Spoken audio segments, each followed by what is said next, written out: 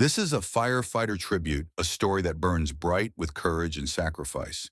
Picture it. Steelton, Pennsylvania. June 15, 2005, midnight. Sirens scream as flames devour river towers, a 20-story building packed with 400 souls. I'm Jack Callahan, a firefighter who ran into that inferno, my heart pounding, my crew at my side. We faced a beast that night: fire, fear, and impossible choices. Who lives, who dies, stay with me, and I'll tell you how a town fought hell and found hope in the ashes. Welcome to the Firefighter Tribute channel. Before we dive deeper into this story, we'd love to hear from you in the comments below. Where are you tuning in from? Share your thoughts or a story about the firefighters who've touched your life. If these stories resonate with you, hit that subscribe button to support the channel and join us in celebrating the inspiring tales of firefighters everywhere. Well, folks, pull up a chair and settle in. My name's Jack Callahan, and I'm sitting here on my porch in Steelton, Pennsylvania, looking out at the same old street I've known for 75 years. The maples are turning red, the air's got that crisp fall bite, and I'm thinking back to a night that changed this town forever. It was June 15, 2005, when the river towers caught fire, the worst blaze we ever saw. I was a firefighter for 30 years with the Steelton Fire Department, and let me tell you, that night wasn't just about flames. It was about fear, loss, and the kind of courage that comes from knowing your neighbors are counting on you. I'm going to tell you the whole story, the way it happened, the way it felt. So grab a cup of coffee and let's go back to a time when Steelton faced hell and found a way to keep standing. Back in '05, Steelton was a shadow of its old self. This used to be a steel town, proud and loud, with mills churning out metal for bridges and battleships. You could hear the hum of the furnaces from my backyard, and every Friday night the whole town packed the high school stadium to cheer on the Steelton Stallions. But by the turn of the century, most of the mills had shut down, leaving empty lots and rusted cranes. Folks still held on, though. We had Maggie's Place, the diner, where you could get a burger and a slice of pie for $5, and St. Mary's Church, where half the town showed up every Sunday. And we had the River Towers, a 20-story brick building down by the Susquehanna River home, to about 400 people, families, old-timers, new immigrants trying to make a life. It wasn't fancy, but it was home. I was 55 then, a senior firefighter with engine 12 gray creeping into my hair, but still strong enough to haul a hose up 10 flights. My wife, Mary, God rest her soul, used to joke I was married to the firehouse as much as to her.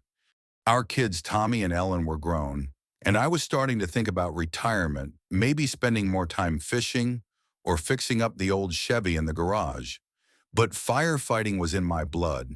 It wasn't just a job, it was who we were in Steelton. When the pager went off, you didn't think twice. You ran toward the trouble because that's what neighbors do. That night, June 15, started quiet. I was at the firehouse playing cards with the crew. Mike Russo, our captain, was dealing poker and humming Sinatra's My Way like he always did. Mike was 45, Italian-American, built like a linebacker with a laugh that could fill a room. He had 3 kids and a wife who packed him meatball subs for every shift. Everybody loved Mike. He could talk a scared kid out of a burning room, or chew out a rookie without raising his voice. Then there was Eddie Kowalski. We called him Sarge, a 50-year-old bear of a man with a Polish accent, thick as pierogi dough. Sarge was counting down to retirement, always grumbling about new gear or new rules, but he'd walk through fire for any of us. And there was Lila Carter, our rookie 28, the first woman in the Steelton department. Lila was African-American, sharp as a tack, but nervous, always trying to prove she belonged. Sarge gave her a hard time, but deep down he was proud of her grit. We were mid-hand when the alarm screamed at 11:45. Dispatch crackled through the smoke-reported 5th floor River Towers, 401, River Road, multiple calls coming in. Mike tossed his cards down. All right, boys and girls, let's roll. Engine 12 was out the door in 60 seconds, sirens wailing, red lights cutting through the dark. I rode shotgun, my gut twisting. River Towers was a beast, 20 floors, one narrow stairwell, and sprinklers that hadn't worked right in years. I'd been there for false alarms, cooking fires, but something about this call felt wrong. As we roared down Main Street, dispatch kept updating fire confirmed 5th floor.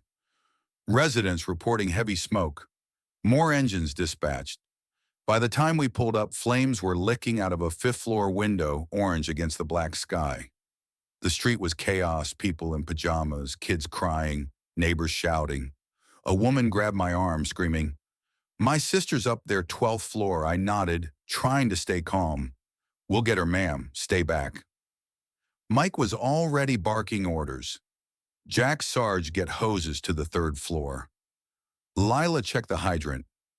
Move. We suited up, masks, air tanks, axes, each step heavy but automatic. The lobby was filling with smoke, thick and acrid, like burning plastic. We set up a bridgehead on the 3rd floor, an operational hub 2 floors below the fire, where we could run hoses and coordinate rescues. It was hot, maybe 200 degrees, and visibility was near zero. My mask fogged my air tank, hissed, but we kept moving. Mike's voice came through the radio. Engine 6, get ladders to the east side. Engine 9, cover the stairwell. We've got people trapped. Lila hauled a hose up the stairs, her face tight but focused. Sarge growled, "Keep up, rookie," but I saw him check her air gauge, making sure she was okay. Up on the 5th floor, we found the source, a kitchen fire in apartment 5B, sparked by faulty wiring spreading fast through the walls. The insulation was old, cheap stuff, and it burned like kindling. We hit it with water, but the flames kept climbing floor by floor, like a devil running up the building's spine. By 12:30, the fire was out of control. Dispatch reported 40 calls. Voices panicked, people on the 15th floor waving flashlights, kids trapped on the 10th, an old man on the 18th banging on his window. Chief Helen O'Malley arrived, a 55-year-old steel-eyed woman who'd seen it all. She declared a major incident, calling in every engine in the county. 10 trucks, 60 firefighters, and the night was just beginning. Jack, Mike's voice crackled. Take Lila, sweep the 7th floor. Sarge with me to the 10th. I nodded, though he couldn't see it. Let's go, Lila. The stairwell was a nightmare, smoke so thick you couldn't see your boots, residents stumbling down, coughing, faces black with soot. On the 7th floor, we kicked in doors, shouting, "Fire department, anybody here?" In 7C, we found Mr. and Mrs. Nguyen, an elderly Vietnamese couple huddled in their living room. Mrs. Nguyen was clutching a rosary, Mr. Nguyen wheezing bad. I slung him over my shoulder, Lila grabbed her, and we fought our way back to the stairwell. Lila was shaking but steady. "Good work, kid," I said. She just nodded, already moving to the next door. Outside, the crowd grew. Neighbors from across Steelton showed up with blankets, water bottles, prayers. Maggie from the diner was there, passing out coffee, her apron smudged with grease. St. Mary's folks opened the community center as a shelter. Big Joe, the DJ from WSTE, was on the radio, his voice steady. "Folks, pray for our firefighters tonight. They're doing God's work." It was the kind of thing that made you keep going, knowing the town had your back. By 1:15, the fire was a monster, floors 8 through 12 glowing red. Temperatures hit 800 degrees, hot enough to melt your gear. Debris rained down, glass, concrete, burning insulation, making the street a war zone. Mike's team on the 10th floor found a group of kids in 10F, their mom unconscious from smoke. Mike carried a 5-year-old girl, Rosie Perez, down 10 flights, her pigtails bouncing, her eyes wide. He handed her to a paramedic, then went right back up. That's who Mike was. Lila, back at the bridgehead, was gulping water. her face streaked with soot. "You okay?" I asked. She nodded, but her eyes were scared. "I'm good, Jack. Just, there's so many still up there." I clapped her shoulder.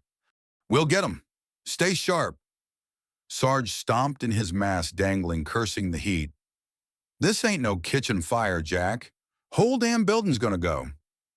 Mike cut in on the radio. Sarge quit griping. "15th floor now." People signaling for help. We pushed higher, floor by floor, air tanks running low. On the 12th, we found Mrs. Clara Jenkins, 78, a Sunday school teacher everybody loved. She was in her doorway praying loud, her Bible in hand. I got her arm, Lila took the other, and we half carried her down. Clara kept saying, "The Lord's with us, boys, don't you worry." But her cough was bad, and I knew she'd breathed too much smoke. At the bottom, medics took her, and I saw her smile one last time. She didn't make it through the night. That one hit hard. By 2 a.m., the fire was eating floors 10 to 20, 1,000 degrees in spots. The stairwell was a chimney smoke choking us even through masks. Chief O'Malley's voice came through all crews report status. "We're losing the upper floors." I was on the 14th with Lila when Mike's voice broke in ragged engine 12, 18th floor.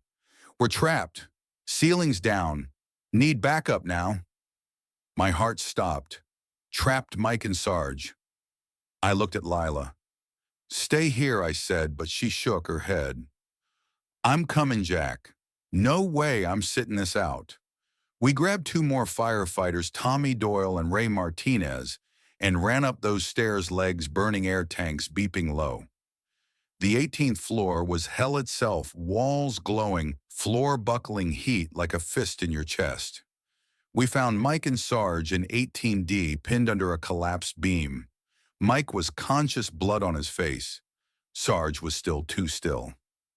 "Jack," Mike gasped. "Get Sarge out first." I ignored him, shouting, "Tommy, Ray, lift this beam." We heaved muscles, screaming, and dragged Sarge free. His face was gray, his chest barely moving. Lila checked his pulse, her hands shaking. He's not breathing." I started CPR, pumping his chest, praying, "Come on, Sarge, don't do this." Mike crawled free, coughing, and helped us carry Sarge down. Every step was torture smoke, blinding debris, falling, my air tank empty. At the 10th floor, medics met us, but I knew. Sarge was gone. Heart attack, they said later, brought on by the heat, the stress, the years of breathing smoke. My brother, not by blood, but by fire, was gone. We got Mike out, his arm broken, his spirit worse. Outside, dawn was breaking gray and cold. The fire was still raging, but we were losing ground. Chief O'Malley pulled us back, her face grim. "We can't save the upper floors. Focus on evacuations." Lila, half dead on her feet, volunteered for the aerial ladder. She climbed 100 feet, wine whipping, and pulled a family of 4 off a 16th floor balcony. Mom, dad, 2 kids, all alive because of her. I watched from below, proud as hell. That rookie was a firefighter through and through. By 6 a.m., the fire was contained, but River Towers was a husk, blackened, gutted, windows blown out.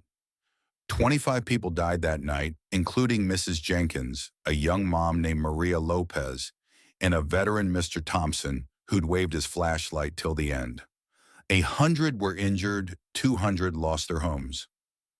We saved who we could, Rosie, the Nguyens, dozens more, but it didn't feel like enough.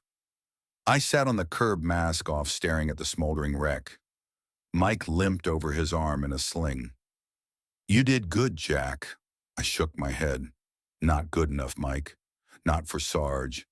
Not for Clara." The town was shattered. Funerals stretched across a week. St. Mary's packed every day. Sarge's was the hardest. His wife Anna stood straight as a soldier, but her eyes were empty. Lila spoke at the service, her voice cracking.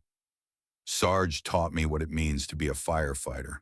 He was tough, but he believed in me. I'll never forget him. Half the department was crying, me included. We buried him with full honors, bagpipes playing Amazing Grace, a sound that still chokes me up. Steelton didn't stay broken, though. That's not who we are.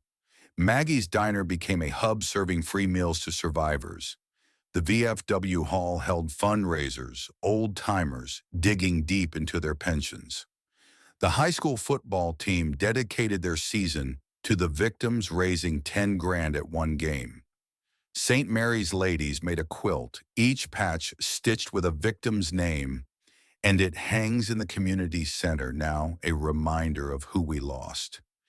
Big Joe on WSTE played Sweet Caroline every night, our town's anthem, and folks sang along in their kitchens, their cars, their hearts. Lila stepped up big.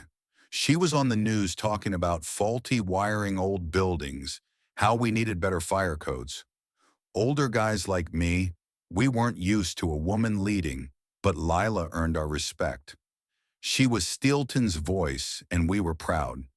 Mike, he struggled. Sarge's death hit him like a freight train. He thought about quitting, but his wife Gina talked him through it. He started a youth program teaching kids fire safety, named it after Sarge. That's how we heal, by keeping on. Me, I carried that night for years. Mary saw it in me, the nightmares, the quiet spells. She'd hold my hand, say, "Jack, you did everything you could.